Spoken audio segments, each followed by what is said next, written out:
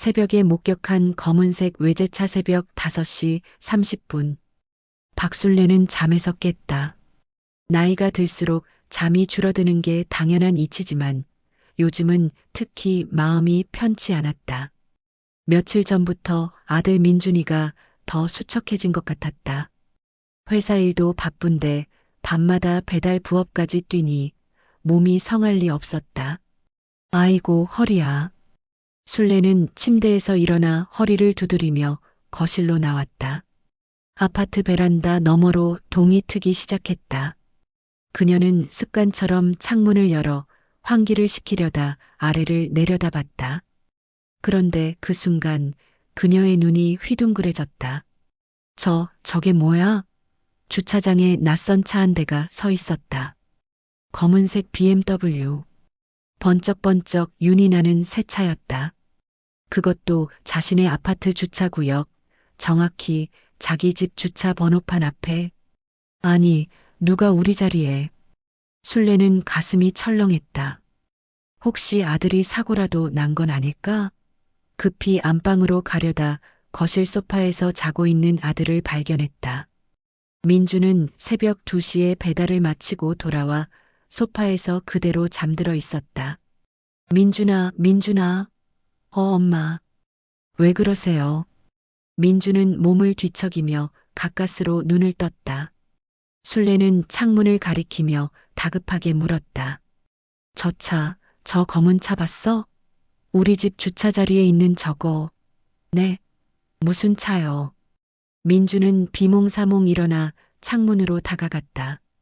그리고 아래를 내려다본 순간 그의 얼굴이 굳어졌다. 저게 너 아는 차야? 누가 우리 자리에 주차한 거야? 민주는 잠시 말이 없었다. 그의 얼굴에 당혹감과 놀라움이 교차했다. 엄마, 잠깐만요. 제가 확인 좀 해볼게요. 뭘 확인해? 너 무슨 일 있어? 술래의 목소리가 날카로워졌다. 그녀는 40년 넘게 장사를 하면서 사람 얼굴 보는 눈이 생겼다. 지금 아들의 표정은 분명 뭔가 숨기고 있다는 증거였다. 아니에요, 엄마. 그냥 제가 먼저 내려가 볼게요. 민주는 슬리퍼를 신고 허겁지겁 현관문을 나섰다. 술래는 불안한 마음으로 창가에 서서 아들을 지켜봤다. 민준이 주차장으로 내려가자마자 안방 문이 열렸다. 며느리 서연이었다. 그녀는 새벽인데도 화장을 지운 깨끗한 얼굴에 고급스러운 실크 잠옷을 입고 있었다. 어머님, 벌써 일어나셨어요? 서연아. 너도 일어났구나. 무슨 소리에? 민준이 오빠 나간 거예요? 서연의 목소리는 평소와 달리 약간 떨리는 것 같았다. 술래는 며느리의 얼굴을 살폈다. 응, 주차장에 이상한 차가 있어서. 우리 자리에 새 BMW가 있더라고. 서연아, 너 혹시 아는 차야? 그 말에 서연의 얼굴이 순간 창백해졌다. 하지만 그녀는 재빨리 표정을 관리하며 웃었다. BMW요? 아마 이웃집 차 아닐까요? 요즘 새 차 뽑으신 분들 많잖아요. 우리 주차 자리에 있다니까. 어머, 그럼 잘못 주차하신 거겠죠. 오빠가 확인하고 올 거예요. 서연은 태연하게 대답했지만 손은 잠옷 소매를 계속 만지작거리고 있었다. 술래는 그 작은 동작도 놓치지 않았다. 잠시 후 민준이 돌아왔다. 그의 얼굴은 더욱 어두웠다.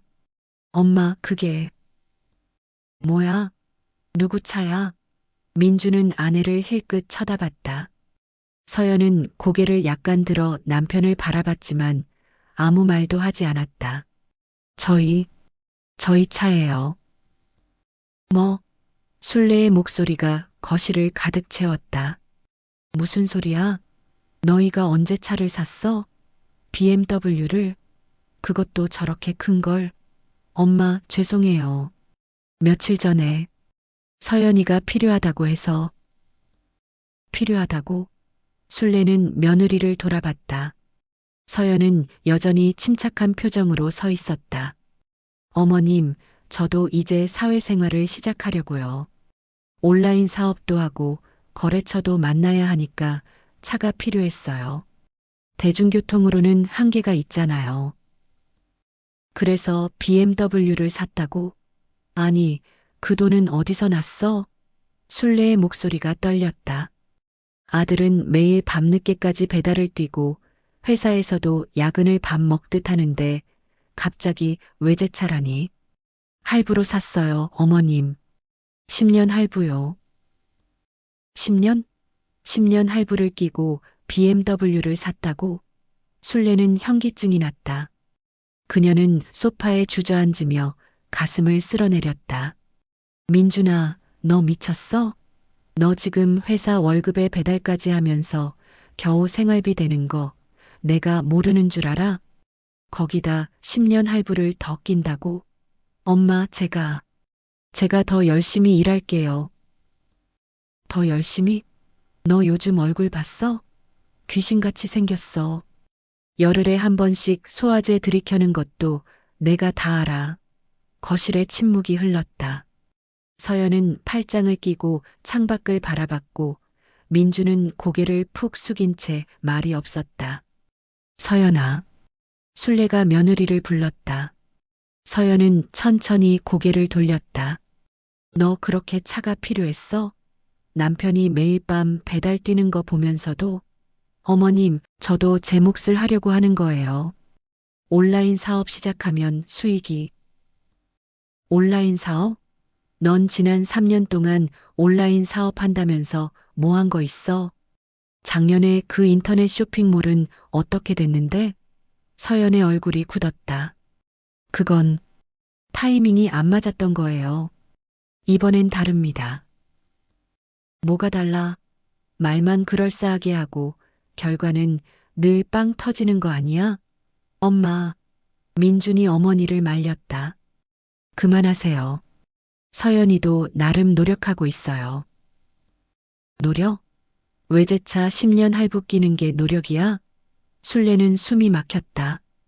가슴이 답답하고 머리가 지끈거렸다. 그녀는 자리에서 일어나 안방으로 들어가려다 손자 지우가 문을 열고 나오는 것과 마주쳤다. 할머니. 지우는 학교 가방을 맨 채 조용히 서 있었다. 그 눈빛에는 슬픔과 걱정이 가득했다. 지우야, 학교 가니? 네. 할머니, 괜찮으세요? 응, 할머니는 괜찮아. 학교 잘 다녀와. 지우는 고개를 끄덕이고 현관으로 향했다. 문을 나서기 전 그는 엄마를 돌아봤지만 아무 말도 하지 않았다. 문이 닫히자 순례는 안방으로 들어가 문을 꽝 닫아버렸다. 그녀는 침대에 앉아 깊은 한숨을 내쉬었다. 이게 무슨 일이람. BMW를, 10년 할부를. 순례는 서랍을 열어 통장을 꺼내봤다. 그녀가 40년간 식당을 하며 모은 돈. 8천만 원. 아들에게 주려고 아껴둔 돈이었다. 하지만 지금 이 상황에서 이 돈을 꺼내야 할까? 아니야. 안 돼. 이렇게 주면 며느리는 더 큰 빚을 낼 거야. 순례는 통장을 도로 서랍에 넣었다. 그리고 핸드폰을 꺼내 친구 숙자에게 전화를 걸었다. 여보세요, 순례야? 숙자야, 나 좀 이상한 일이 생겼어. 순례는 친구에게 오늘 아침 일을 모두 털어놨다. 숙자는 이야기를 다 듣고 난 뒤 한숨을 쉬었다. 아이고, 순례야. 그게 시작일 수도 있어. 무슨 소리야? 며느리가 외제차 뽑았다는 건 뭔가 큰 그림을 그리고 있다는 거야. 보통 사람들은 형편에 맞게 사는 법인데 감당 안 되는 차를 사는 건 다른 수입원이 있거나 아니면 허세를 부리려는 거거든. 허세라니. 요즘 젊은 사람들 SNS 한다며? 거기 보면 있어 보이는 게 중요하잖아. 외제차 타고 좋은 레스토랑 가고 명품 가방 들고 그런 거. 순례의 가슴이 철렁 내려앉았다. 그럼 우리 며느리도 자세히 알아봐. 며느리 핸드폰도 살짝 보고 SNS도 확인해봐. 요즘은 거기에 다 나와. 그래, 알았어. 전화를 끊고 술래는 다시 한번 한숨을 쉬었다. 그녀는 거실로 나왔다. 민주는 이미 출근 준비를 하고 있었고 서연은 화장대 앞에 앉아 메이크업을 하고 있었다. 민준아, 너 오늘 배달 안 하지? 아니요, 엄마. 오늘도 해야 해요. 이제 차 할부도 있으니까. 술래는 아들의 얼굴을 봤다. 눈밑은 시커멓게 멍들어 있었고 입술은 바짝 말라 있었다. 민준아, 엄마 괜찮아요. 제가 할 수 있어요. 민주는 가방을 메고 현관으로 향했다. 서연도 자리에서 일어나 명품 핸드백을 들었다. 어디 가니? 술래가 물었다. 친구 만나요, 어머님. 사업 관련해서 상담 좀 받으려고요. 사업. 술래는 더 이상 말하지 않았다. 며느리는 하이힐 소리를 내며 집을 나섰다. 이제 집에는 술래 혼자 남았다. 그녀는 거실을 천천히 걸으며 생각했다. 뭔가 이상해. 며느리 눈빛이 예전과 달라. 뭔가 숨기고 있어. 술래는 창밖으로 주차장을 내려다봤다. 검은색 BMW가 햇빛에 반짝이고 있었다. 그 차는 마치 그녀의 가족을 삼킬 듯한 괴물처럼 보였다. 오후 2시, 술래는 서연의 방에 들어갔다. 청소를 한다는 핑계였지만 사실은 무언가를 찾기 위해서였다. 그녀는 화장대 서랍을 열었다. 화장품들이 가득했지만 그 사이에 봉투 하나가 끼어 있었다. 술래는 조심스럽게 봉투를 꺼냈다. 안에는 서류들이 들어 있었다. 자동차 할부 계약서, 그리고 그 아래 또 다른 서류들. 술래의 손이 떨렸다. 이게 뭐야? 대출 서류였다. 3천만 원짜리 대출이 2건. 모두 서연의 이름으로 되어 있었다. 6천만 원을 또 빌렸어? 술래는 서류를 보며 눈앞이 캄캄해졌다. 차 할부에 대출까지. 도대체 며느리는 무슨 생각을 하는 걸까? 그때 현관문이 열리는 소리가 들렸다. 다녀왔습니다. 서연의 목소리였다. 술래는 황급히 서류를 도로 봉투에 넣고 서랍에 넣었다. 그리고 침착하게 방을 나왔다. 벌써 왔니? 네, 일찍 끝났어요. 서연은 쇼핑백을 들고 있었다. 백화점 로고가 선명한 명품 가방 쇼핑백이었다. 그게 뭐니? 아, 이거요? 친구가 선물 줬어요. 생일 선물이요. 내 생일은 2달 전인데 서연의 얼굴이 순간 굳었다. 아, 늦게 주는 거예요. 친구가 바빠서. 술래는 더 이상 묻지 않았다. 하지만 그녀의 의심은 더욱 커졌다. 저녁 시간. 민주는 회사에서 돌아오자마자 배달복으로 갈아입었다. 민준아, 오늘은 좀 쉬면 안 되니? 안 돼요, 엄마. 오늘 주문이 많대요. 너 얼굴이 왜 그래? 창백해. 괜찮아요. 민주는 헬멧을 쓰고 집을 나섰다. 술래는 창밖으로 배달 오토바이를 타고 나가는 아들을 지켜봤다. 그 옆에는 번쩍이는 BMW가 서 있었다. 이건 말이 안 돼.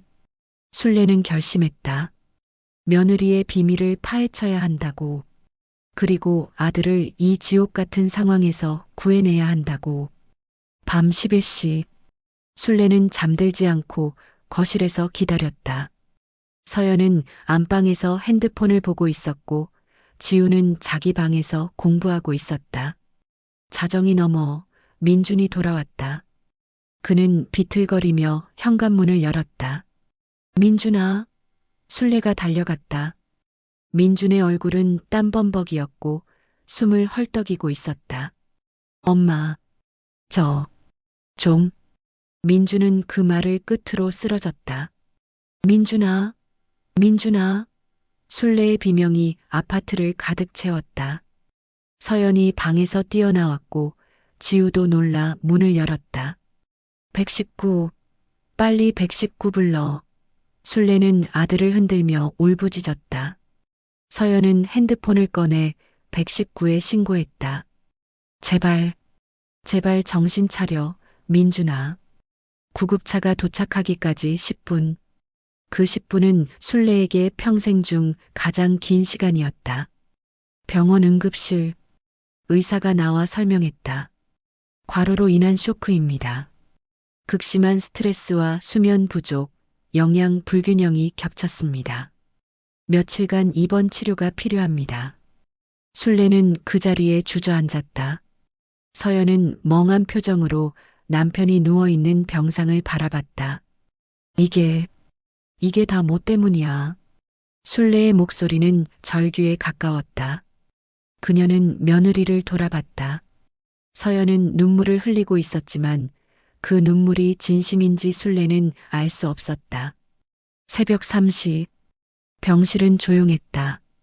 민주는 링거를 맞으며 깊은 잠에 빠졌고 지우는 의자에서 졸고 있었다. 술래는 복도로 나와 서연과 마주 섰다. 서연아, 우리 이야기 좀 하자. 어머님, 넌 도대체 뭐 하는 거니? 남편이 이렇게 쓰러질 때까지 일하게 만들고 넌 외제차의 명품 가방이야? 대체 돈은 어디서 나는 거야? 서연은 입술을 깨물었다. 어머님은 모르세요. 제가 얼마나. 뭘 모른다는 거야?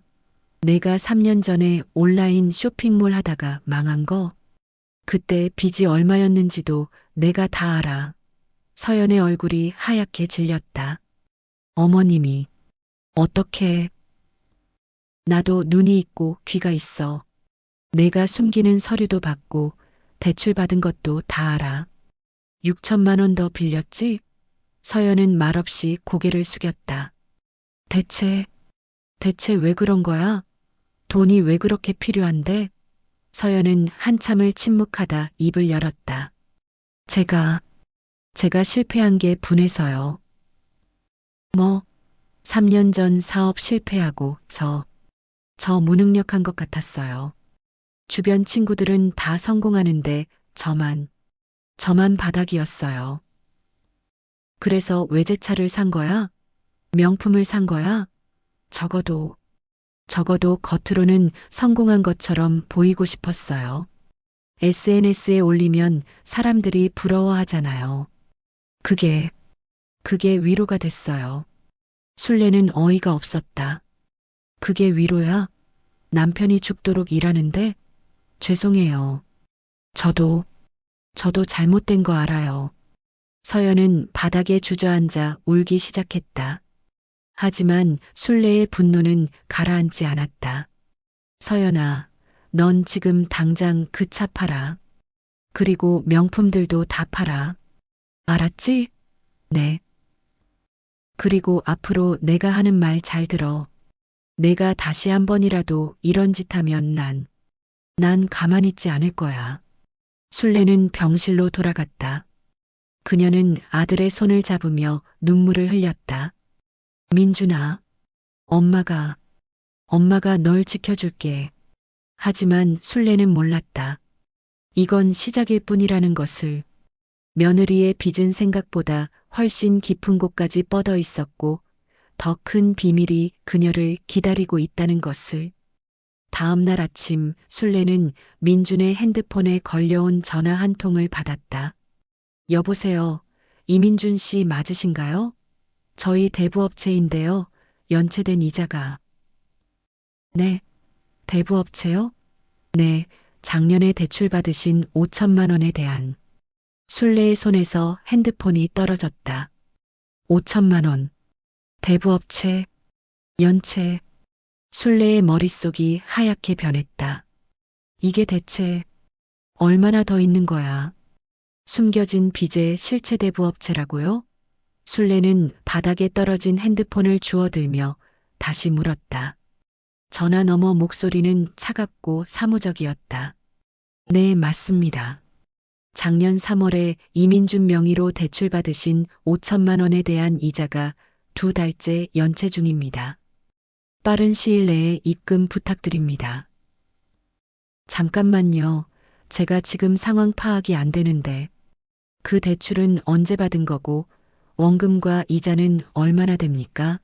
지금까지 갚으신 게 원금 500만 원이니 남은 원금이 4,500만 원입니다. 그리고 연체 이자까지 합쳐서 현재 체납액이 830만 원입니다. 술래는 현기증이 났다. 830만 원. 민준의 월급으로는 도저히 갚을 수 없는 금액이었다. 알겠습니다. 제가 확인해 보겠습니다. 전화를 끊고 술래는 병실 안을 바라봤다. 민주는 여전히 잠들어 있었고 지우는 아침 일찍 학교에 갔다. 서연은 어디론가 나간 상태였다. 술래는 복도로 나와 친구 숙자에게 다시 전화를 걸었다. 숙자야, 나 큰일 났어. 왜? 무슨 일이야? 민준이가 대부업체에서 5천만 원을 빌렸대. 그것도 작년에. 뭐? 숙자의 목소리가 높아졌다. 그게 무슨 소리야? 민준이가 왜 대부업체에서? 나도 모르겠어.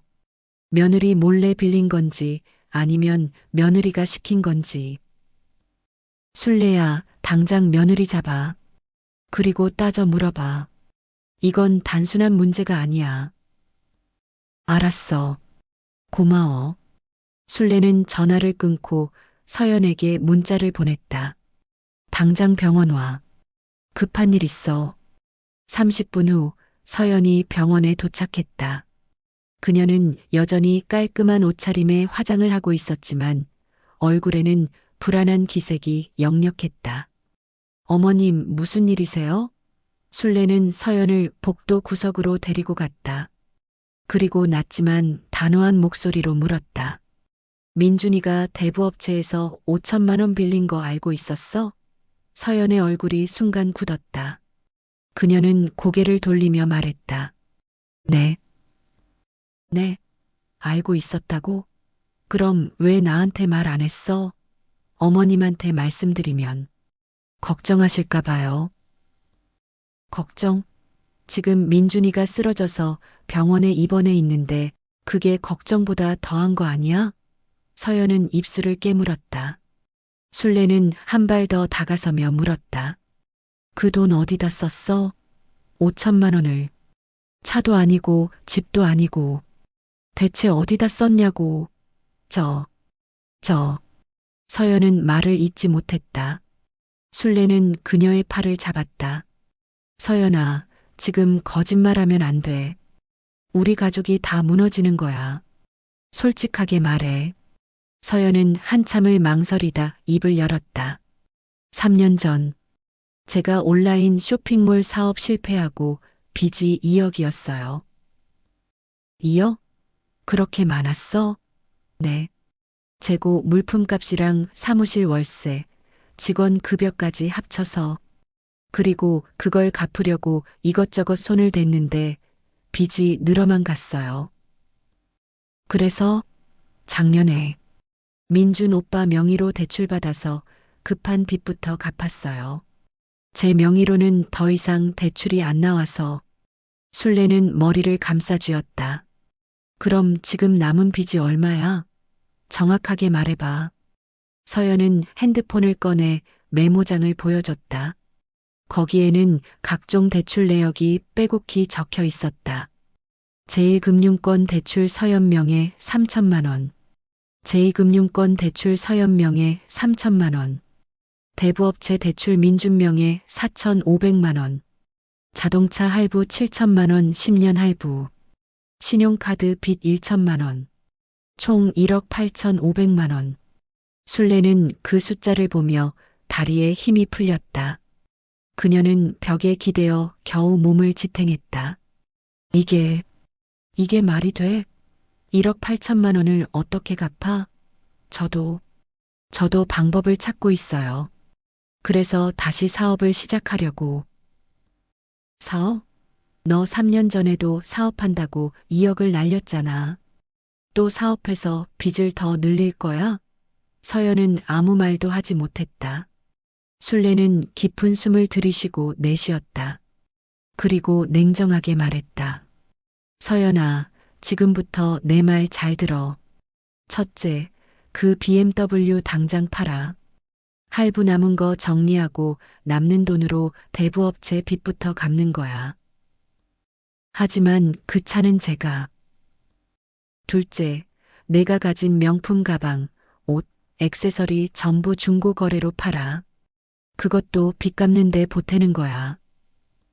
어머님. 셋째, 너 지금 당장 일자리 구해. 사업 같은 소리 하지 말고 제대로 된 직장 다녀. 알았지? 서연은 눈물을 흘리며 고개를 끄덕였다. 네, 알겠어요. 그리고 넷째, 술래는 서연의 눈을 똑바로 쳐다봤다. 앞으로 돈 쓸 때마다 나한테 보고해. 10만 원 이상 쓰는 건 무조건 내 허락 받아. 알았지? 네. 술래는 병실로 돌아갔다. 민주는 깨어나 있었다. 그는 어머니를 보고 약하게 미소 지었다. 엄마, 죄송해요. 미안하긴. 넌 왜 나한테 말 안 했어? 대부업체에서 돈 빌린 것도, 빚이 그렇게 많은 것도. 엄마 걱정시키고 싶지 않았어요. 제가 해결하려고 했는데. 너 혼자 어떻게 해결해? 이건 내 혼자 힘으로는 안 되는 문제야. 술래는 아들의 손을 잡았다. 민준아, 엄마가 돈 좀 있어. 8천만 원. 엄마 안 돼요. 그건 엄마 노후 자금이잖아요. 노후가 뭐가 중요해. 내 아들이 죽어가는데 그 돈으로 대부업체 빚부터 정리할 거야. 이자가 제일 비싼 데부터 갚아야지. 엄마. 민주는 눈물을 흘렸다. 술래도 함께 눈물을 흘리며 아들의 손을 꼭 잡았다. 우리 이 고비만 넘기자. 그리고 다시 시작하는 거야. 그날 저녁 술래는 집으로 돌아와 서랍에서 통장을 꺼냈다. 8천만 원. 40년간 모은 돈. 하지만 지금은 이 돈을 쓸 때였다.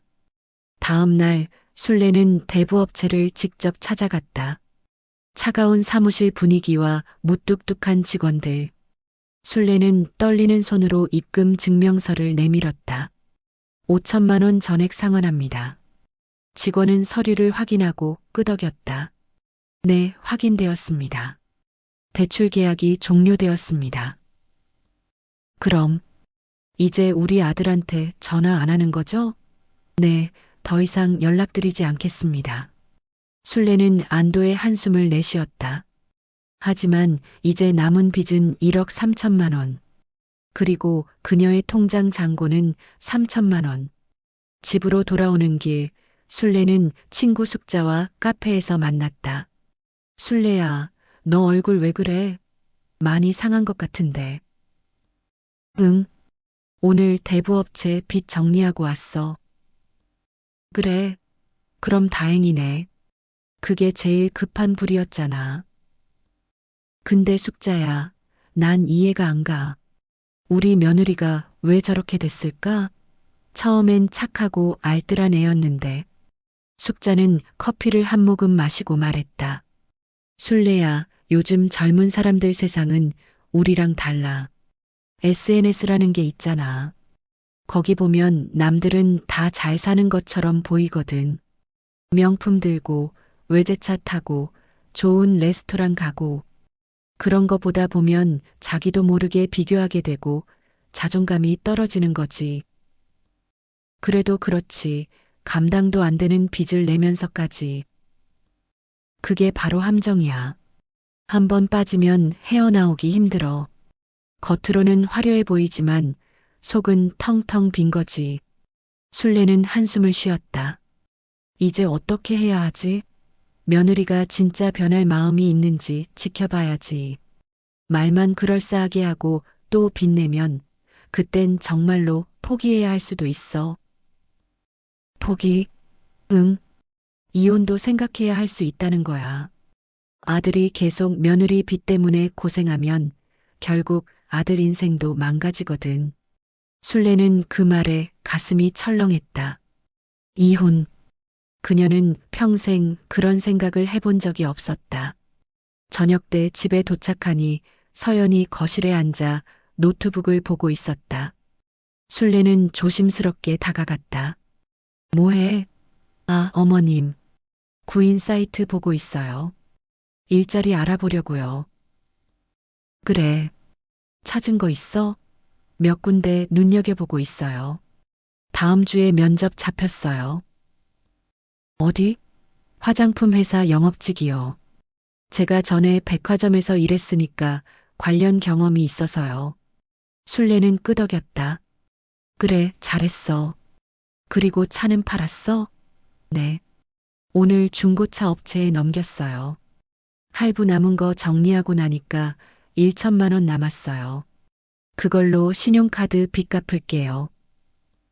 명품들은 이것도 다 중고거래 사이트에 올렸어요. 벌써 몇 개 팔렸고요. 술래는 며느리의 얼굴을 봤다. 그녀의 눈에는 진심 어린 후회가 보였다. 서연아. 네, 어머님. 너 진짜 변하고 싶은 거지? 서연은 눈물을 글썽이며 고개를 끄덕였다. 네. 저 정말 후회하고 있어요. 민준 오빠한테도 미안하고 어머님한테도 죄송하고 지우한테도 면목이 없어요. 말만 그러는 거 아니지?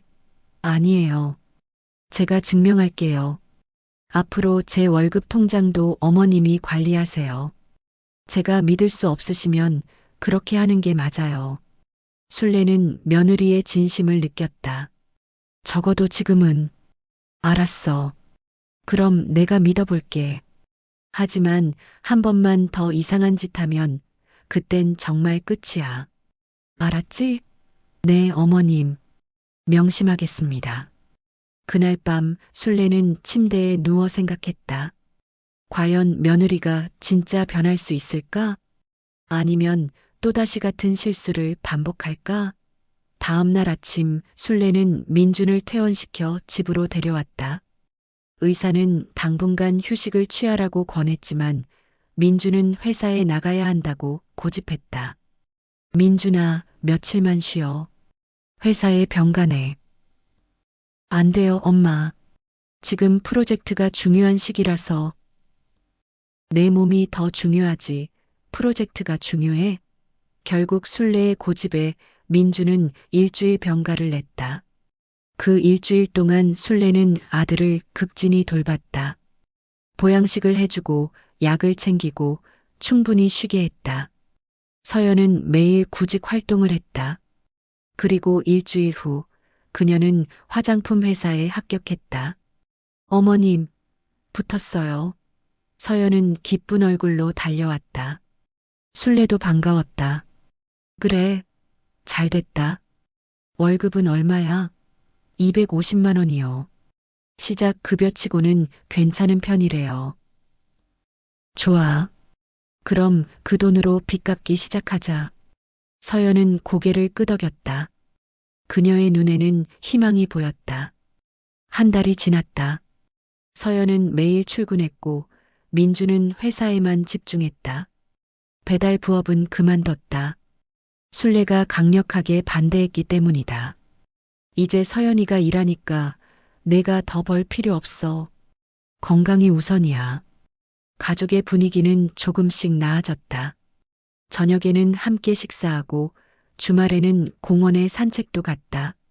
하지만 어느 날 저녁 술래는 서연의 방에서 이상한 것을 발견했다. 쇼핑백이었다.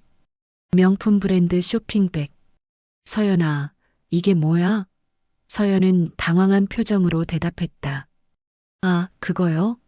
회사에서 영업 실적 좋아서 상여금 받았어요. 그래서 작은 거 하나 샀어요. 상여금? 넌 입사한 지 한 달밖에 안 됐는데? 신입사원 특별 인센티브요. 첫 달 실적이 좋으면 주는 거래요. 술래는 의심스러웠지만 일단 믿기로 했다. 하지만 며칠 후 또 다른 쇼핑백이 나타났다. 이번엔 구두였다. 명품 구두. 서연아. 네, 어머님? 이제 또 뭐야? 이번엔 무슨 인센티브 받았어? 서연은 말문이 막혔다. 그녀는 한참을 망설이다 고개를 숙였다. 죄송해요. 술래의 가슴이 철렁 내려앉았다. 또 시작이었다. 너, 또 시작하는 거야? 아니에요, 어머님. 이건, 이건 회사에서 꼭 필요한 거예요. 영업할 때 단정하게 입어야. 단정하게? 명품을 사야 단정해? 일반 브랜드 구두는 왜 안 돼? 서연은 아무 말도 하지 못했다. 술래는 깊은 한숨을 내쉬었다. 그리고 냉정하게 말했다. 서연아, 마지막 경고야. 다음엔 없어. 알았지? 네. 죄송해요. 하지만 술래는 알았다. 며느리는 변하지 않았다. 아니, 변할 수 없는 사람이었다. 중독처럼 허영심은 그녀를 계속 지배하고 있었다. 그날 밤 술래는 손자 지우와 이야기를 나눴다. 지우야, 엄마가 어때? 요즘 좀 나아진 것 같아? 지우는 고개를 저었다. 아니요, 할머니. 엄마는 안 변했어요. 왜 그렇게 생각해? 매일 핸드폰으로 쇼핑 사이트 봐요. 그리고 친구들한테 자랑하려고 사진 찍어요. 비싼 옷 입고 비싼 가방 들고. 술래의 눈에서 눈물이 흘렀다. 미안하다, 지우야. 할머니가 니네 가족을 지켜주지 못해서. 아니에요, 할머니. 할머니가 계셔서 우리 가족이 버티는 거예요. 지우는 할머니를 꼭 안아줬다. 술래는 결심했다. 이제는 더 강경하게 나가야 한다고. 며느리를 계속 봐주면 이 가족은 정말로 무너질 거라고. 하지만 그녀가 모르는 게 있었다. 서연의 빚은 그녀가 생각한 것보다 훨씬 더 깊었고 숨겨진 비밀이 아직 남아 있었다. 그리고 그 비밀은 곧 폭발할 예정이었다. 다음 날 아침 술래는 우편함에서 법원 등기 우편을 발견했다. 수신인은 김서연. 술래의 손이 떨렸다. 이게 설마. 숨겨진 과거와 법원 통지서. 술래는 떨리는 손으로 등기 우편을 들고 집 안으로 들어왔다. 봉투 겉면에는 서울중앙지방법원이라는 글씨가 선명하게 박혀 있었다. 법원에서 온 편지라니. 설마. 술래는 식탁에 앉아 봉투를 계속 들여다봤다. 뜯어볼까 말까? 이건 며느리 앞으로 온 우편이니까 함부로 열면 안 되지만 가족의 운명이 걸린 문제일 수도 있었다. 에라, 모르겠다. 술래는 조심스럽게 봉투를 뜯었다. 안에는 재판 출석 통지서가 들어 있었다. 채무불이행에 따른 민사소송 출석 통지서. 원고 주식회사 대광캐피탈. 피고 김서연. 청구 금액원금 8천만 원 및 지연이자. 술래는 서류를 읽다가 그 자리에서 얼어붙었다. 8천만 원? 또 8천만 원? 그녀가 알고 있던 빚 목록에는 없던 금액이었다. 술래는 서류를 더 읽어 내려갔다. 2022년 3월 대출. 사업 자금. 상환 기일 경과. 2022년. 그러니까 3년 전 서연이 온라인 쇼핑몰을 하던 시기였다. 술래는 급히 핸드폰을 꺼내 서연에게 전화를 걸었다. 여보세요, 어머님? 서연아, 너 지금 당장 집에 와. 네, 지금 회사인데요. 무슨 일이세요? 설명은 나중에 하고 일단 와. 지금 당장. 술래의 목소리가 너무 심각해서 서연은 더 이상 묻지 않고 조퇴를 했다. 1시간 후 서연이 집에 도착했다. 그녀는 불안한 표정으로 현관문을 열었다. 어머님, 무슨 일이세요? 민준 오빠한테 무슨 일? 민준이는 괜찮아. 술래는 식탁 위에 놓인 서류를 가리켰다. 이게 뭐야? 서연은 서류를 보자마자 얼굴이 하얗게 질렸다. 그녀는 입술을 깨물며 한참 동안 말이 없었다. 어머님이 제 우편을 뜯어보셨어요? 그게 지금 중요한 게 아니잖아. 8천만 원이 어디서 또 나와? 너 나한테 분명히 빚이 1억 8천만 원이라고 했잖아. 그게 제대로 말 안 하면 당장 민준이한테 전화해서 이혼하라고 할 거야. 술래의 목소리가 떨렸다. 서연은 그제야 무릎을 꿇고 바닥에 주저앉았다. 죄송해요. 정말 죄송해요. 사과는 나중에 하고 지금 당장 설명해. 이 8천만 원은 뭐야? 서연은 눈물을 흘리며 입을 열었다.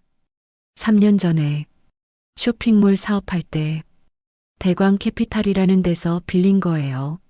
사업 자금으로. 왜 그걸 숨긴 거야? 이미 어머님한테 빈 이야기를 해서 더 말씀드리면 정말 화나실까봐. 그래서 숨기면 없어지는 줄 알았어? 이건 법원에서 소송까지 온 거잖아.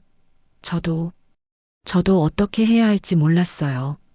원래는 분할 상환하기로 했는데 작년부터 제가 돈이 없어서 못 갚았고 그러다 보니 이렇게. 술래는 머리를 감싸쥐었다. 그럼 진짜 빚이 총 얼마야? 솔직하게 다 말해봐. 더 숨긴 거 없어? 서연은 핸드폰을 꺼내 다시 메모장을 열었다.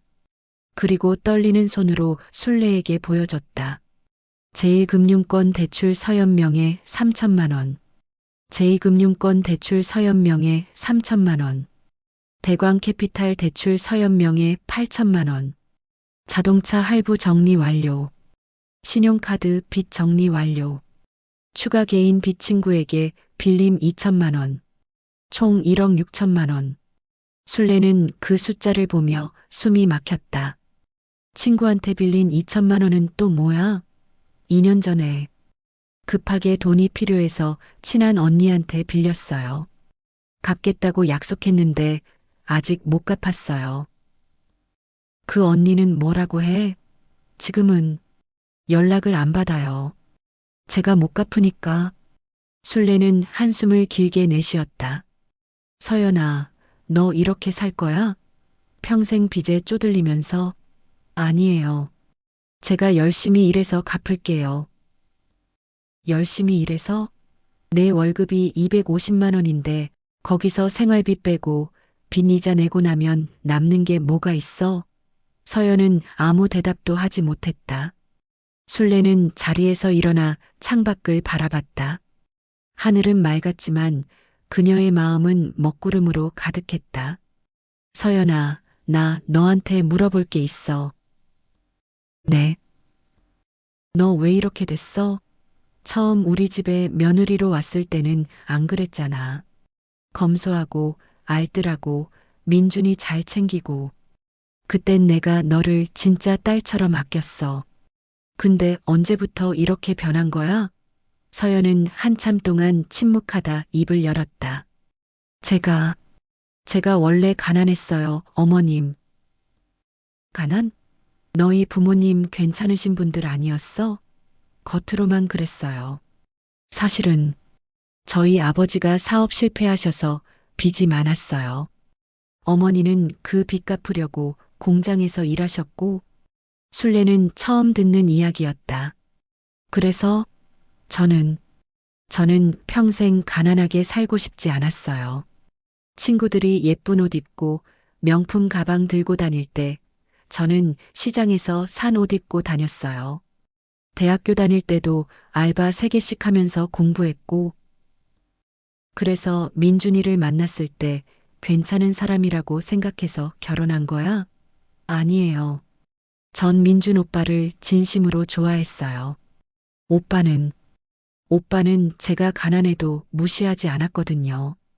따뜻하게 대해줬어요. 그럼 왜 이렇게 된 거야? 서연은 눈물을 흘리며 말을 이었다. 결혼하고 나서 친구들을 다시 만났어요. 다들 성공했더라고요. 좋은 차 타고 좋은 집 살고 명품 입고 저만 뒤처진 것 같았어요. 그래서 사업을 시작한 거야? 네. 저도 성공하고 싶었어요. 친구들처럼. 아니, 친구들보다 더 잘 살고 싶었어요. 그래서 온라인 쇼핑몰을 시작했는데 망했지. 네. 제가 너무 욕심을 부렸어요. 재고도 많이 들여놓고 사무실도 좋은 곳으로 얻고 근데 물건이 안 팔렸어요. 그러다 보니 빚이 쌓이고 술래는 며느리의 이야기를 들으며 마음이 복잡해졌다. 이해가 안 되는 건 아니었다. 하지만 용납할 수는 없었다. 서연아, 내 마음은 이해해. 가난이 얼마나 서러운지 나도 알아. 나도 젊었을 때 가난했거든. 남편 없이 혼자 아들 키우면서 분식집 하느라 얼마나 고생했는데. 어머님, 근데 말이야, 나는 그 가난을 딛고 일어서려고 정직하게 일했어. 빚은 안 냈어. 없으면 없는 대로 살았지. 있어 보이려고 허세 부리지 않았어. 서연은 고개를 숙였다. 그게 옳은 거예요. 저도 알아요. 안다고 다가 아니야. 실천해야지. 술래는 다시 식탁에 앉았다. 이제 어떻게 하지? 법원 소송이 나왔는데. 이거 방치하면 재산 압류 들어가는 거 알지? 네. 알아요. 답변서 제출해야 하고 출석도 해야 하고 변호사도 선임해야 할 텐데. 그때 술래는 문득 생각났다. 민준의 사촌형 민수. 그는 변호사였다. 민수한테 연락해 봐야겠다. 술래는 핸드폰을 꺼내 민수에게 전화를 걸었다. 형수님, 오랜만이에요. 민수야, 미안한데 좀 급한 일이 생겼어. 법률 자문 좀 받을 수 있을까? 물론이죠. 무슨 일인데요? 술래는 상황을 간단히 설명했다. 민수는 이야기를 듣고 한참 생각하더니 말했다. 형수님, 일단 제가 직접 뵙고 서류 확인해 봐야 할 것 같아요. 내일 시간 괜찮으세요? 응, 괜찮아. 고마워, 민수야. 다음 날 민수가 집을 방문했다. 그는 30대 후반의 차분한 인상을 가진 남자였다. 그는 서류들을 꼼꼼히 살펴보고 고개를 끄덕였다. 일단 다행인 건 아직 판결이 나지 않았다는 거예요. 지금 응답하면 협상 여지가 있어요. 협상이라니? 채무 금액을 조정하거나 상환 기간을 연장하는 식으로요. 대광 캐피탈도 돈을 받는 게 목적이니까 합리적인 상환 계획을 제시하면 받아들일 가능성이 있어요. 그럼 어떻게 해야 해? 일단 답변서를 제출하고 조정 기일에 출석해서 협상해야 해요. 제가 대리인으로 나가도록 할게요. 술래는 안도의 한숨을 내쉬었다. 고마워, 민수야. 비용은 얼마나 들어? 가족인데요, 뭐. 최소한으로 받을게요. 걱정 마세요. 민수는 서연을 보며 말했다. 서연 씨, 앞으로는 정말 조심하셔야 해요. 지금 신용도가 바닥이라 더 이상 대출받기도 힘들 거예요. 그리고 이런 식으로 빚이 계속 늘면 결국 파산 신청을 해야 할 수도 있어요. 파산요? 네. 개인 회생이나 파산 말이에요. 그건 최후의 수단이지만 지금 상황이 계속되면 그것도 고려해야 해요. 서연은 창백한 얼굴로 고개를 끄덕였다. 민수가 돌아간 후 술래는 서연과 다시 이야기를 나눴다. 서연아, 이제 정말 마지막이야. 민수가 도와줘서 이번 소송은 넘길 수 있을지도 몰라. 하지만 내가 정말 변하지 않으면 다음엔 없어. 네, 어머님. 알겠어요. 그리고 내 친구한테 빌린 2천만 원. 그것도 갚아야 해. 사람 사이 의리라는 게 있는 거야. 네. 제가 열심히 일해서 갚을게요. 술래는 며느리의 눈을 똑바로 쳐다봤다. 서연아, 솔직히 말해봐. 넌 정말 변할 수 있어? 서연은 눈물을 흘리며 대답했다. 모르겠어요, 어머님. 솔직히 제가 저를 믿을 수가 없어요. 계속 같은 실수를 반복하니까. 적어도 솔직했다. 술래는 그게 조금 다행이라고 생각했다. 그럼 내가 도와줄게. 하지만 넌 내 말을 정확히 따라야 해. 알았지? 네, 어머님. 그날 밤 술래는 손자 지우와 산책을 나갔다. 아파트 단지를 걷는 동안 지우가 조심스럽게 물었다. 할머니, 우리 가족 괜찮아질까요? 응, 괜찮아질 거야. 할머니가 있잖아. 엄마가 계속 저러면 아빠랑 헤어져야 하나요? 술래는 손자의 손을 꼭 잡았다. 지우야, 그런 생각은 하지 마. 할머니가 뭐든 할게. 니네 가족 지킬게.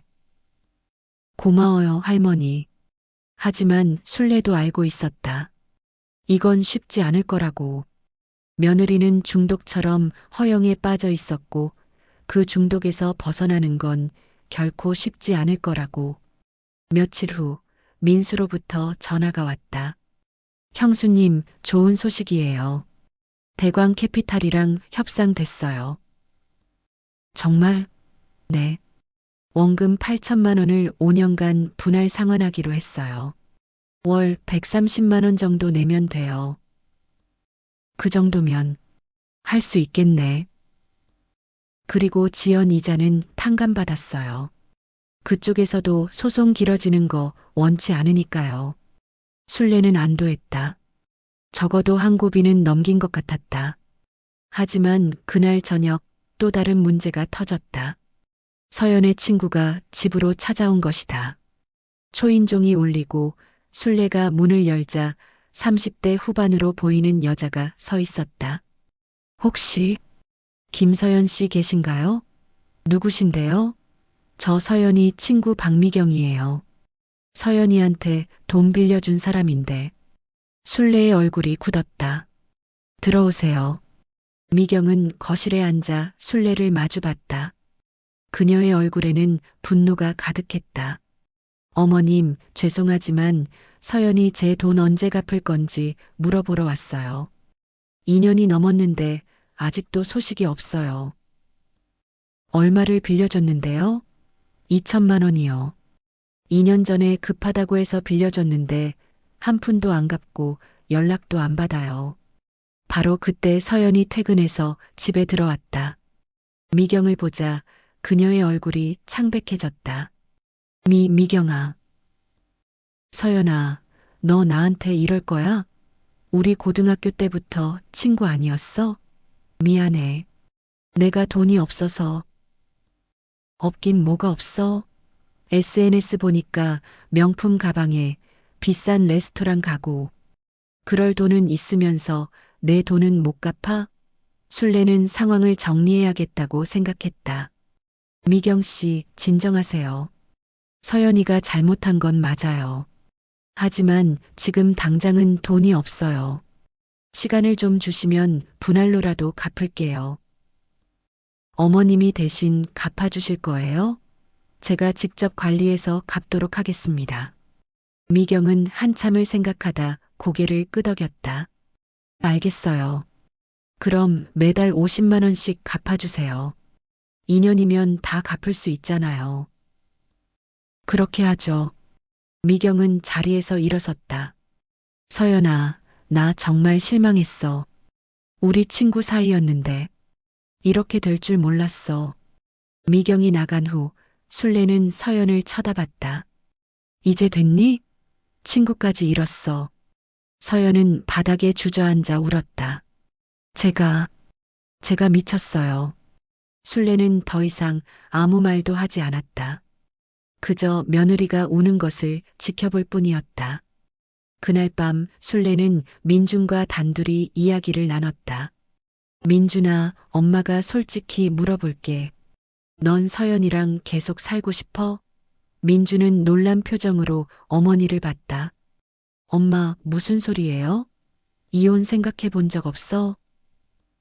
있어요. 술래는 아들의 대답에 마음이 아팠다. 그럼 왜 안 해? 지우 때문이에요. 제가 이혼하면 지우가 상처받잖아요. 지우는 지금도 상처받고 있어. 엄마 아빠가 싸우는 거 보면서 민주는 고개를 숙였다. 엄마, 서연이한테 한 번만 더 기회를 주고 싶어요. 한 번이 아니라 벌써 여러 번 줬잖아. 그래도 서연이도 노력하고 있잖아요. 지금 회사 다니면서 술래는 한숨을 쉬었다. 알았어. 내가 그렇게 원한다면. 하지만 민준아, 너 자신도 생각해야 해. 내가 쓰러지면 이 가족은 다 끝이야. 네, 알겠습니다. 하지만 운명은 또 다른 시련을 준비하고 있었다. 다음 날 술래는 우편함에서 또 다른 통지서를 발견했다. 이번에는 국세청에서 온 것이었다. 체납세금 독촉장, 김서연 귀하. 술래는 통지서를 보며 무너져 내렸다. 또 뭐야? 무너지는 신뢰, 드러나는 전부 체납 세금이 480만 원? 술래는 국세청 통지서를 들고 손이 떨렸다. 서연이 3년 전 사업할 때 낸 종합소득세와 부가가치세를 내지 않은 것이었다. 이제 끝이 없네. 도대체 얼마나 더 숨긴 게 있는 거야? 술래는 즉시 서연에게 전화를 걸었다. 지금 당장 집에 와. 어머님, 무슨 일이세요? 와서 얘기해. 지금 당장. 1시간 후 서연이 집에 도착했다. 술래는 국세청 통지서를 그녀의 얼굴 앞에 내밀었다. 이것도 숨긴 거야? 서연은 통지서를 보고 얼굴이 새하얗게 질렸다. 어머님, 말 돌리지 말고 대답해. 이것도 숨긴 거냐고. 네. 술래는 주먹으로 식탁을 쳤다. 너 대체 얼마나 더 숨긴 게 있어? 지금까지 나온 것만 해도 1억 6천만 원인데 여기에 세금까지? 도대체 진짜 빚이 얼마야? 서연은 바닥에 무릎을 꿇고 울기 시작했다. 죄송해요. 정말 죄송해요. 사과는 이제 지겹다고. 진짜 금액 말해. 더 숨긴 거 없어? 서연은 한참을 울다가 떨리는 목소리로 말했다. 있어요. 뭐? 카드론이. 카드론이 더 있어요. 술래는 현기증이 났다. 그녀는 소파에 주저앉으며 가슴을 쓸어내렸다. 얼마? 1,500만 원. 그럼 지금까지 합쳐서 총 얼마야? 서연은 핸드폰을 꺼내 계산기를 두드렸다. 1억 8천만 원. 술래는 눈앞이 캄캄했다. 너 지금 우리 가족 죽이려고 작정한 거야? 아니에요, 어머님. 저는. 그만해. 이제 더 듣기 싫어. 술래는 방으로 들어가 문을 쾅 닫아버렸다. 그녀는 침대에 누워 눈물을 흘렸다. 이렇게 끝나는 건가? 우리 가족이. 저녁 때 민준이 퇴근했다. 그는 거실에서 우는 아내를 발견하고 놀랐다. 서연아, 무슨 일이야? 서연은 남편에게 모든 것을 털어놨다. 세금 체납, 카드론, 모든 것. 민주는 이야기를 듣는 동안 표정이 점점 굳어갔다. 서연아. 오빠 미안해. 정말 미안해. 민주는 아무 말도 하지 않았다. 그는 그저 소파에 앉아 머리를 감싸쥐었다. 오빠 나 정말 잘못했어. 나 어떻게 하면 돼? 민주는 한참 동안 침묵했다. 그리고 천천히 입을 열었다. 서연아, 우리 이혼하자. 그 말에 서연은 얼어붙었다. 오빠, 뭐라고? 이혼하자. 이건 내가 감당할 수 있는 수준이 아니야. 오빠 안 돼. 제발, 나 한 번만 더 기회 줘. 기회는 이미 충분히 줬어. 넌 한 번도 변한 적이 없잖아. 서연은 남편의 발을 붙잡으며 울부짖었다. 오빠, 제발. 지우 생각해서라도. 우리 지우. 지우는 내가 키울게. 넌 내 인생 살아. 민주는 자리에서 일어나 안방으로 갔다. 술래는 문을 살짝 열고 아들을 맞이했다. 엄마. 민준아, 들었어. 내가 결정한 거면 엄마가 지지할게. 민주는 어머니의 품에 안겨 울었다. 엄마, 더 이상 못하겠어요. 매일 불안하고 잠도 못 자고 언제 또 무슨 빚이 나올까봐. 알아. 이제 그만 힘들어해. 그날 밤 가족회의가 열렸다. 민준, 술래, 서연, 그리고 지우까지 모두 모였다. 민준이 먼저 입을 열었다. 지우야, 아빠가 할 말이 있어. 지우는 불안한 표정으로 아빠를 쳐다봤다. 아빠하고 엄마가 잠시 떨어져 지내기로 했어. 이혼하는 거예요? 응. 지우는 고개를 숙였다. 그리고 조용히 물었다. 제 잘못 때문인가요? 아니야, 지우야. 내 잘못이 아니야. 그럼 엄마 잘못이에요? 민주는 대답하지 못했다. 서연은 눈물을 흘리며 아들을 바라봤다. 지우야, 엄마가 잘못했어. 알아요. 다 알아요. 지우는 자리에서 일어나 자기 방으로 들어갔다. 문이 닫히는 소리가 거실에 울렸다. 술래는 며느리를 봤다. 서연아, 내가 이 집에서 나가는 게 좋겠다. 어머님, 이건 민준이의 결정이고 나도 동의해. 내가 여기 있으면 지우도 힘들어할 거야. 서연은 고개를 끄덕였다. 알겠어요. 짐 싸고 나갈게요. 그날 밤 서연은 짐을 쌌다. 많지 않았다. 옷 몇 벌과 화장품, 그리고 개인 물품들. 그녀는 지우의 방 문 앞에 섰다. 지우야, 엄마 들어가도 돼? 대답이 없었다. 서연은 조심스럽게 문을 열었다. 지우는 침대에 누워 천장을 바라보고 있었다. 지우야. 엄마, 왜 그랬어요? 엄마도 모르겠어. 엄마가 욕심이 너무 많았나 봐. 엄마가 우리 가족 망친 거 알아요? 서연은 가슴이 찢어지는 것 같았다. 알아. 엄마가 다 잘못했어. 그럼 이제 어떻게 할 거예요? 엄마는 나가서 다시 시작할게. 빚도 갚고 제대로 살 수 있도록 노력할게. 말만 하지 말고 진짜 그렇게 해요. 그럴게.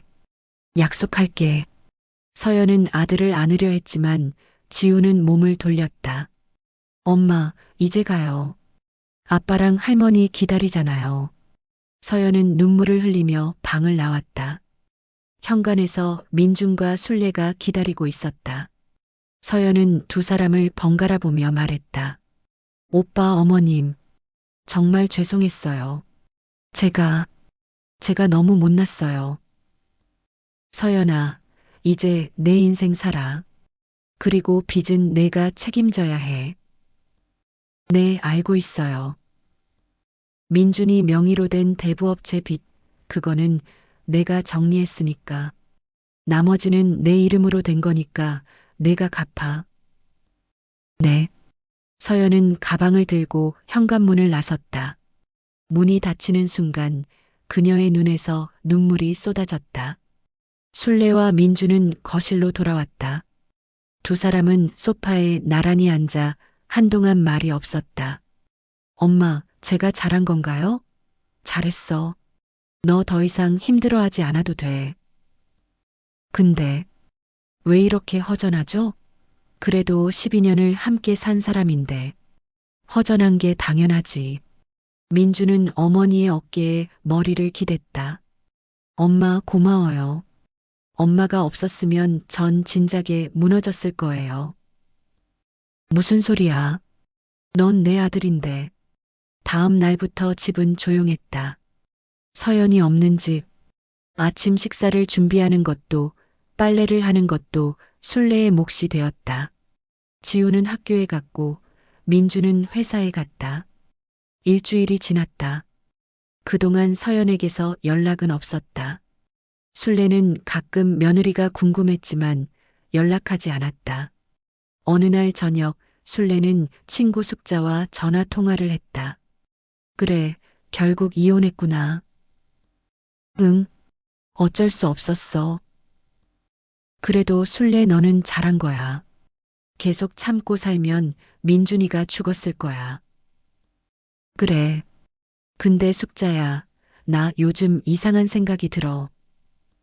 무슨 생각? 서연이가 완전히 나쁜 애는 아니었잖아. 그냥 욕심이 과했을 뿐이지. 순례야, 그 욕심이 가족을 망친 거잖아. 알아. 근데 말이야, 그 애도 불쌍한 것 같아. 어릴 때 가난하게 자라서. 순례야, 너 지금 그 애 동정하는 거야? 아니야. 그냥, 그냥 그런 생각이 들어서. 숙자는 한숨을 쉬었다. 순례야, 넌 착한 사람이야. 너무 착해서 탈이지. 서연이는 이제 내 며느리도 아니야. 신경 끄는 게 좋을 거야. 그래야겠지. 하지만 순례는 마음 한편이 계속 불편했다. 2주 후 순례는 우연히 슈퍼마켓에서 서연을 마주쳤다. 서연은 훨씬 수척해져 있었다. 화장기 없는 얼굴에 초췌한 모습. 어머님. 서연아. 두 사람은 잠시 서로를 바라봤다. 어떻게 지내? 고시원에서 지내요. 편의점 알바하면서 빚 갚고 있어요. 그래. 민준 오빠하고 지우는 잘 있어요? 응, 잘 있어. 서연은 눈물을 글썽였다. 어머님, 저 정말 후회하고 있어요. 제가 너무 바보 같았어요. 순례는 아무 말도 하지 못했다. 지우한테 전화 한 번만 해도 될까요? 그건 민준이한테 물어봐야 할 것 같구나. 네, 알겠어요.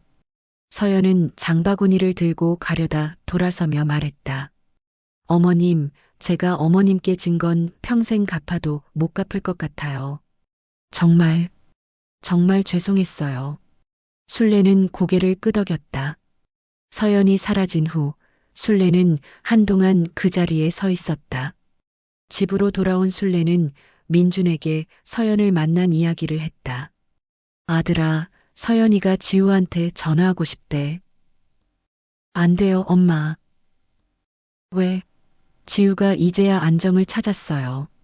서연이 목소리 들으면 또 흔들릴 거예요.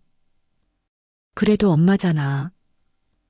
엄마는 자격이 있어야 하는 거예요. 서연이는 그 자격을 스스로 포기했어요. 민준의 목소리는 단호했다. 순례는 더 이상 말하지 않았다. 그날 밤 순례는 혼자 거실에 앉아 생각했다. 이게 최선이었을까? 정말로? 그녀는 확신할 수 없었다. 하지만 한 가지는 분명했다. 민준과 지우는 이제 평화를 찾았다는 것. 그리고 그게 가장 중요한 거라는 것. 한 달이 더 지났다. 민준은 회사에서 승진 제안을 받았다. 부장으로.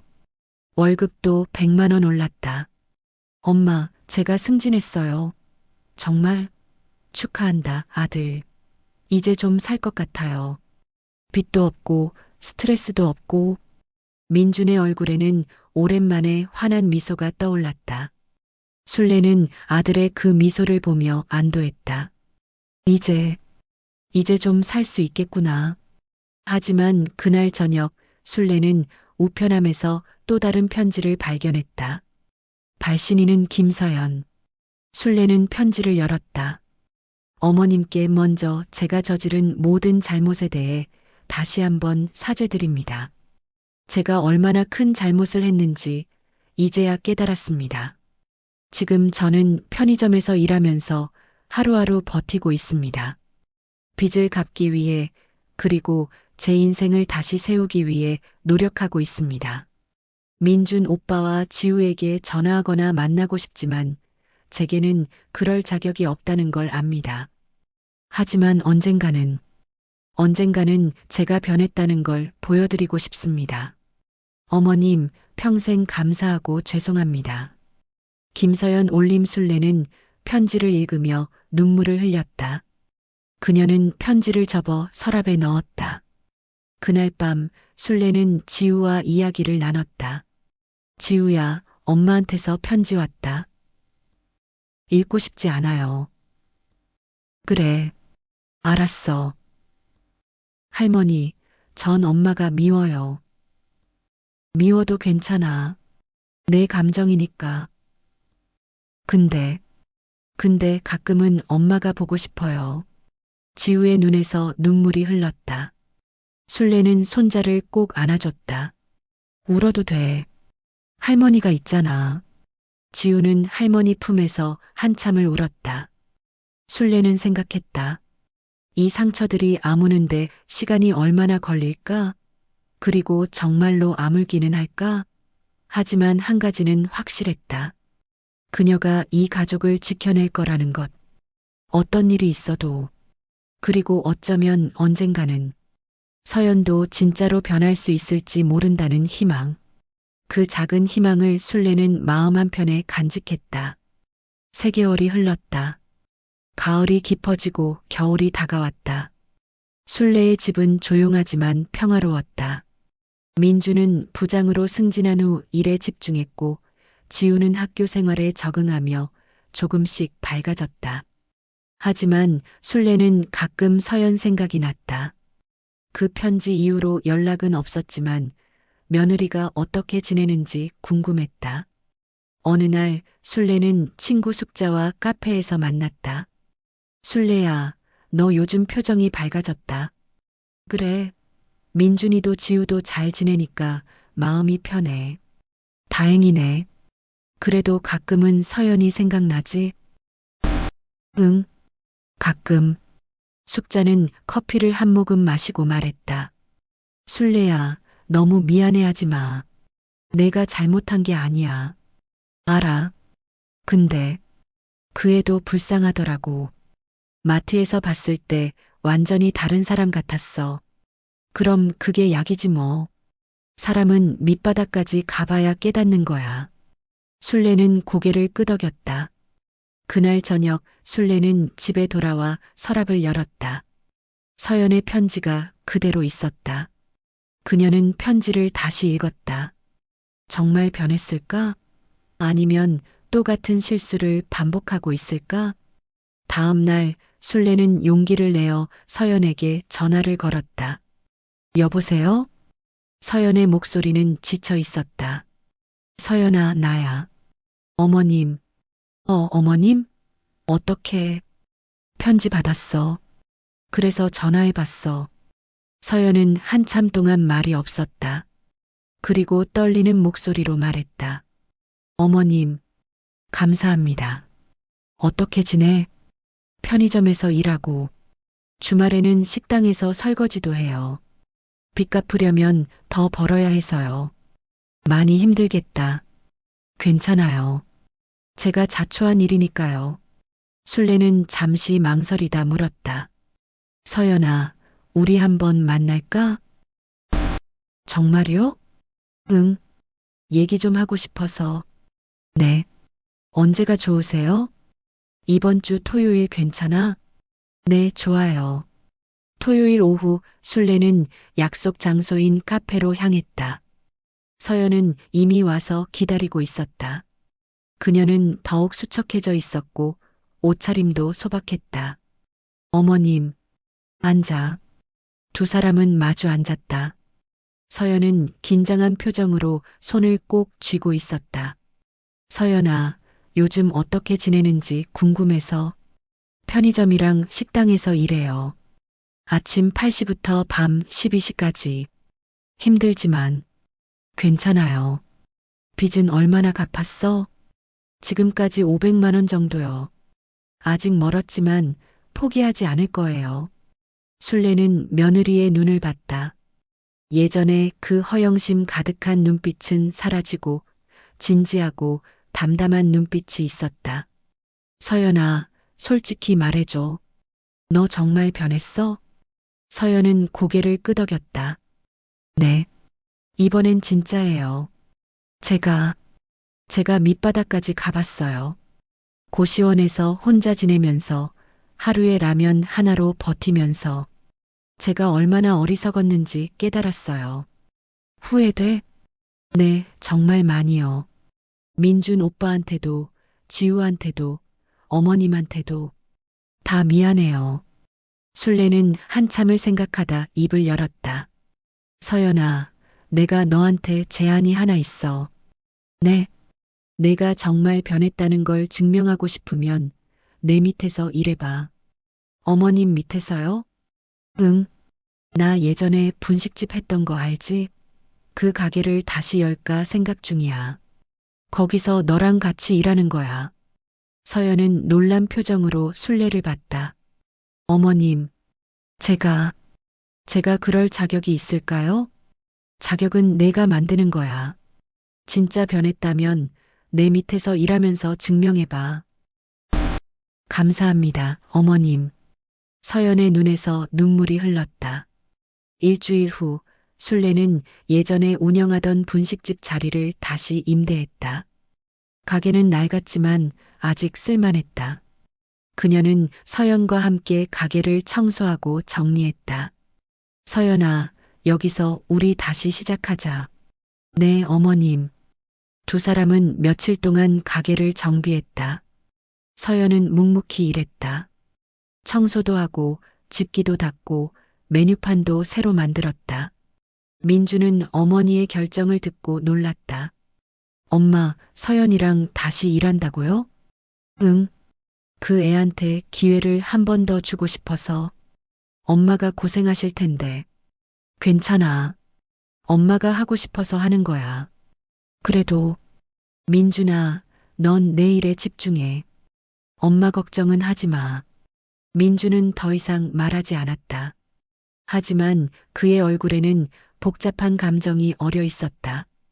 지우는 할머니의 결정을 듣고 화를 냈다. 할머니, 왜 엄마한테 또 기회를 줘요? 엄마는 우리 가족을 망친 사람이잖아요. 지우야, 사람은 누구나 실수할 수 있어. 중요한 건 그 실수에서 배우는 거야. 하지만 엄마는 계속 같은 실수를 반복했잖아요. 그래. 하지만 이번엔 다를지도 몰라. 저는 엄마를 용서하고 싶지 않아요. 술래는 손자의 손을 잡았다. 괜찮아. 내가 용서 안 해도 돼. 할머니가 엄마한테 기회 주는 건 내 엄마가 아니라 한 사람으로서 주는 거야. 지우는 고개를 숙였다. 분식집은 한 달 후 다시 문을 열었다. 술래 분식이라는 간판이 새로 달렸고 서연은 앞치마를 두르고 홀에서 일했다. 첫날 손님들이 하나둘 찾아왔다. 예전 단골 손님들도 많았다. 아이고, 사장님, 다시 가게 여셨네요. 네, 오랜만이에요. 여기 이쁜 아가씨는 누구세요? 제 며느리예요. 아, 며느리분이 같이 하시는구나. 좋네요.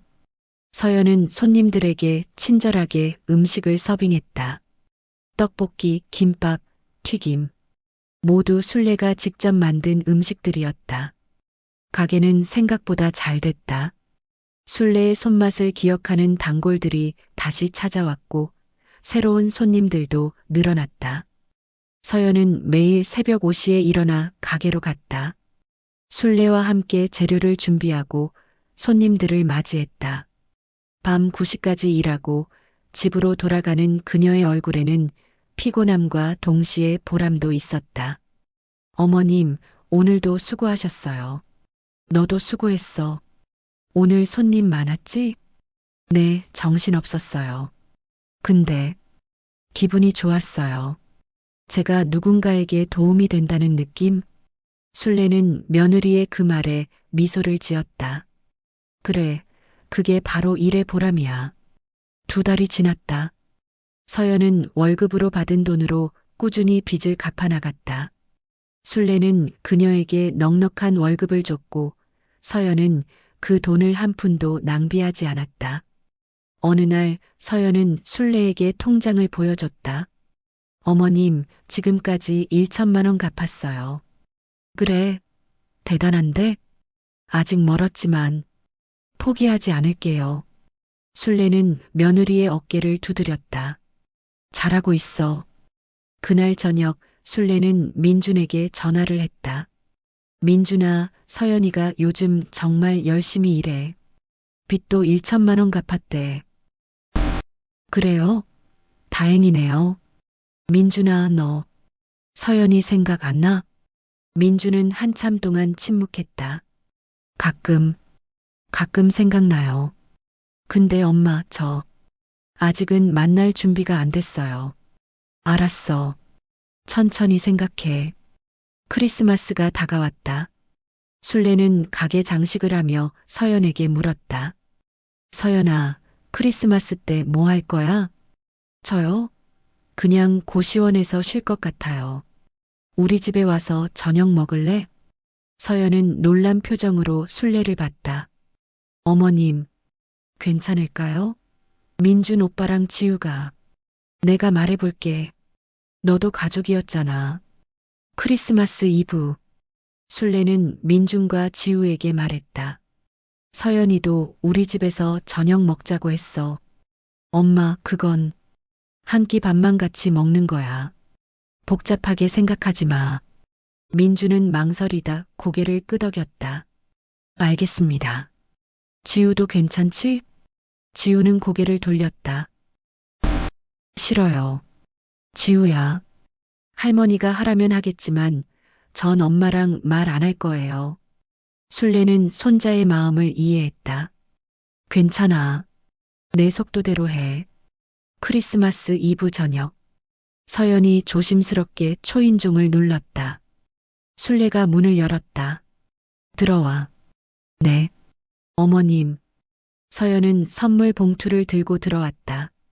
작은 선물들이었다. 민준에게는 넥타이, 지우에게는 책, 순례에게는 스카프. 이게 뭐야? 크리스마스 선물이에요. 많이 준비 못했지만. 순례는 선물을 받아들었다. 거실에는 민준과 지우가 앉아 있었다.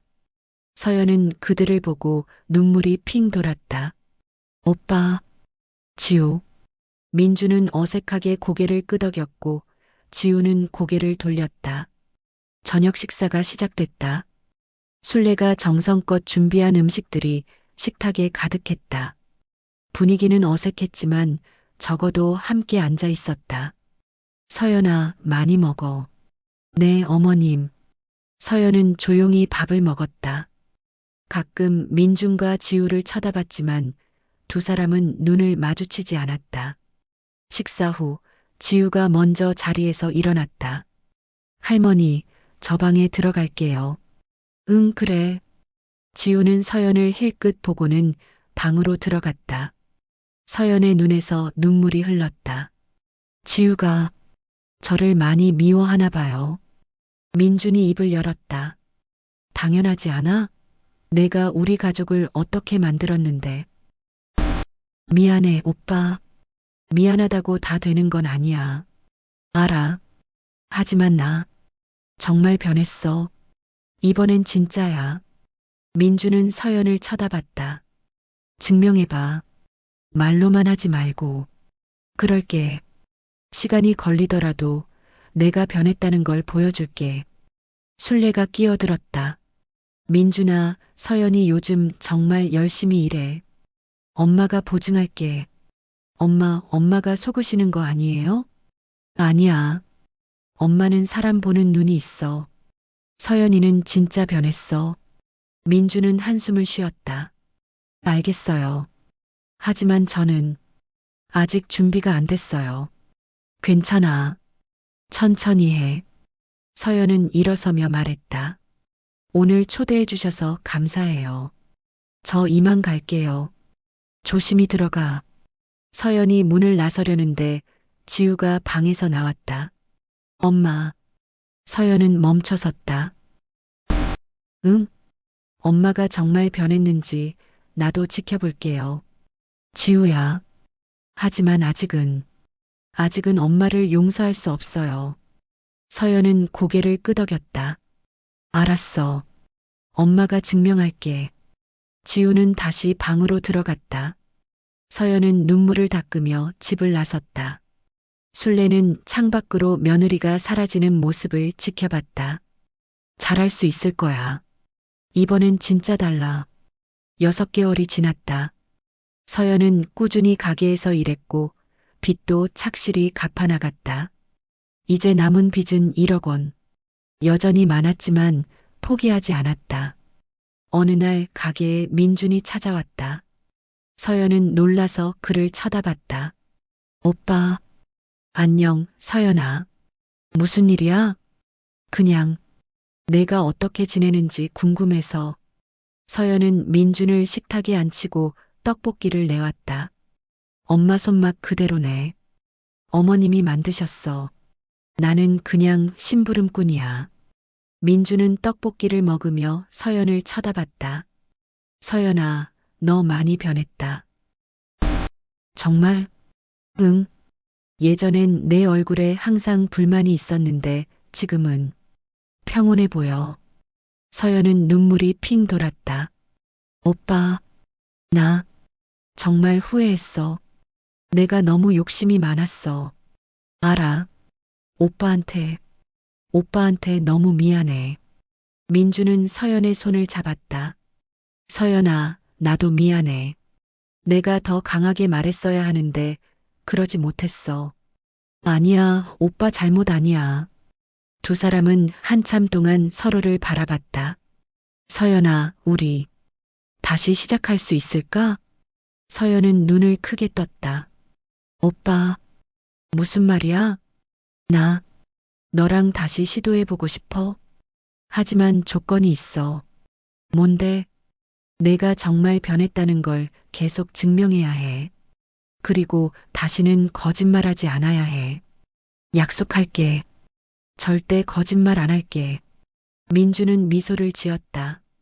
그럼 천천히 시작해보자. 일단은 친구로. 응, 고마워, 오빠. 그날 저녁 술래는 민준의 결정을 듣고 놀랐다. 정말? 서연이랑 다시 시작한다고? 네, 엄마. 근데 천천히요. 당장 다시 함께 사는 건 아니고요. 그래, 잘 생각했어. 지우는 아빠의 결정을 듣고 복잡한 표정을 지었다. 아빠, 정말 괜찮아요? 응.